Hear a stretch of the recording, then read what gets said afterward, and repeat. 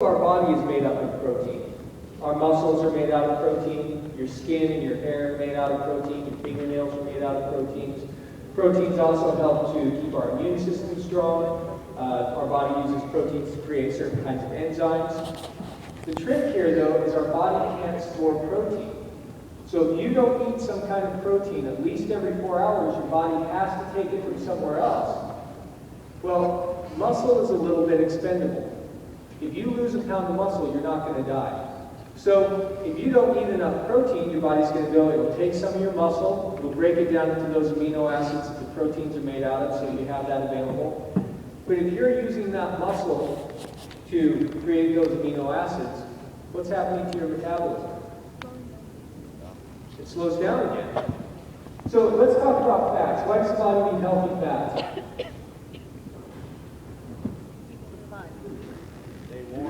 Stay warm. Thank you. That's one of my favorite answers. Let's talk about this, because there's a lot of really cool reasons. Did you guys know that your brain is made mostly of fat? Yeah, so if you've ever called somebody a fathead, you were right. And you probably didn't mean it as a compliment at the time, but, you know. Every nerve in your body has something around it called a myelin sheath. This myelin sheath protects your nerves, kind of helps them out. These fats, they help to keep your heart healthy. They lower your blood pressure. These fats keep your hormones balanced. Hormones like estrogen and testosterone are actually made out of fats. If your body isn't getting enough of these healthy fats, it has a hard time producing those kinds of things. But on top of all of that, a lot of people stay away from fats because they're afraid they'll make them gain weight. But we've been learning in the past several years that eating fats, eating the right kind of fats, will actually turn on your body's fat-burning genes and turn off your body's fat-storing genes. So it turns out that eating fat actually helps you lose weight if you're getting the right kinds of fats. So if your body's not getting enough of one of these nutrients, it starts to feel like it's in a survival situation. When your body's in survival mode, it doesn't like to let go of fat because it might need it for survival. It doesn't want to build muscle because muscle is not really energy efficient, so it makes it kind of challenging there. So it's very important to make sure you get the right balance of all those foods. All right, so our third rule is you need to eat the right amounts at the right times. Basically, this means that you should have more calories when your body needs more energy and less calories when your body needs less energy. So in a typical day, when do you think the average person needs the most energy? Morning? Yeah, okay. So when do you think they need the least? At night. At night? That makes sense, right? What do most people do? Skip breakfast. No breakfast. Skip breakfast. That's what I do. Have a big meal at night. You guys want to hear something really funny about that? Yeah. Actually, it's kind of depressing if you think too hard about it. So don't think hard about it. The Japanese have this one figured out. They use it backwards. They use this rule to make their sumo wrestlers fat. So if you guys go on YouTube and you type in sumo diet, you can bring up videos and talk about this kind of thing. What happens is the sumo wrestlers, they wake up in the morning and they don't eat breakfast. In fact, they usually don't eat for the first 8 hours of the day. Because eating breakfast gets your metabolism going. If you want to be a big fat sumo wrestler, you can't have a strong metabolism. So they don't eat breakfast. When they do eat, it's only 1 or 2 meals a day. It's always late in the day, right before they go to bed. They get all this food. They make sure they're getting the right kinds of, simple carbohydrates, fatty foods, the kind of stuff that they can store.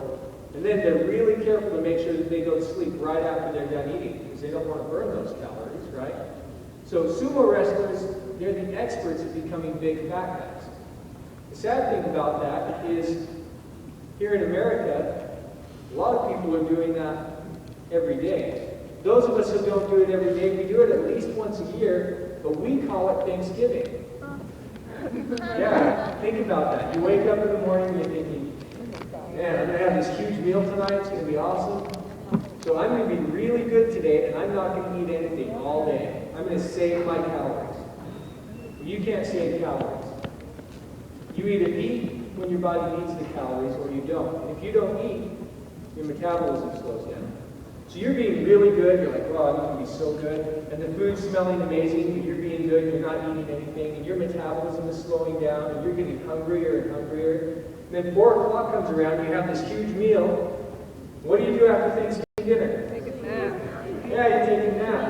If you're really motivated to watch a football game. Or if you're me, you fall asleep in front of the football game. What happens with all those calories? They just sit there.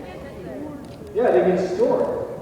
So, let's talk about what you should do. By the way, I've never told one of the people I work with not to have Thanksgiving dinner. That would probably be un-American. Instead, what I tell them is, make sure you have a big breakfast, get some snacks throughout the day. When you do have Thanksgiving dinner, you're not going to be starving, so you probably won't overeat. And on top of that, your metabolism will be a little bit faster, so you can probably handle a few extra calories. So, this is what an average day should look like. We have our different kinds of nutrients, our carbs, proteins, and fats. Throughout the day, your body needs about the same amount of protein at every meal, the same amount of fats at every meal. But what does our body use carbs for? Energy, right? So it makes sense then that you should probably get more carbs when you need more energy and less carbs when you need less energy. So an easy way to do that is make sure you get those complex carbs all day long. Whole grains, brown rice, yams, sweet potatoes, that kind of thing. But try and get more fruits earlier in the day and more vegetables later in the day. What this does is it allows you to kind of taper those carbs down so that when you go to bed, you don't have all these extra carbs left over that your body's going to store. But you still get plenty throughout the day so that your body doesn't go into that whole eating your muscle. So anybody here do sports? Okay, so if you guys have practice, what time do you have practice? In the evenings? Anybody here do like 5 a.m. practices? Not so much, right?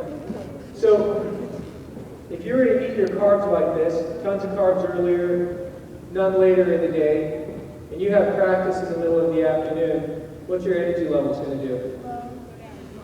It probably drops if you don't eat enough carbs. So, you have practice, and it's important that you get enough carbs before practice so you can kind of keep up with your sports and stay on top of practice. Okay, so let's go back. I want to talk a little bit about our first Mr. Jones and how he lost his weight. Why so much of this was muscle? Has anybody here heard that if you want to lose weight, you have to eat less than you burn? Yeah, okay, so that's true.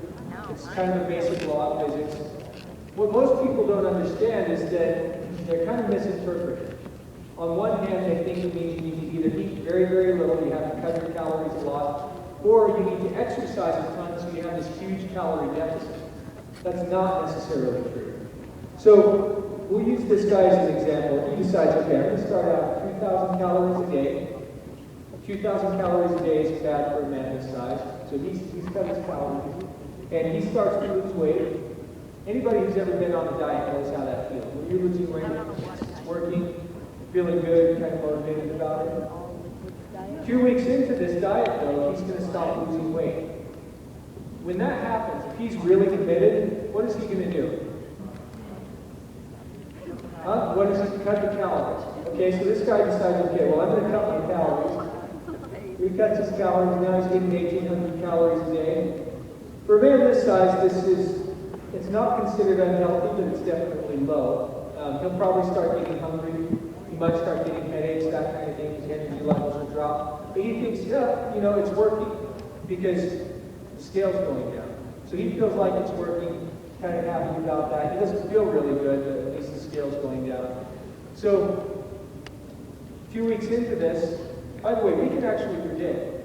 If you try to lose weight just by cutting calories, you will plateau every 2 weeks to 18 days. So he plateaus again. He's really committed. So what is he going to do? Yeah, he cuts his calories again. Now he's getting 1,600 calories a day. That's definitely unhealthy for a man this size. He's going to be hungry for sure. He'll get headaches. His immune system will be weaker, so he'll probably get sick more often.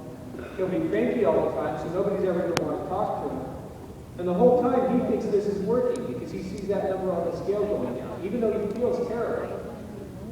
Well, 2 weeks later, he stops losing weight again, so he cuts his calories again. But now, he's only getting 1,400 calories a day. For a man this size, it's not just unhealthy, it's actually dangerous. In fact,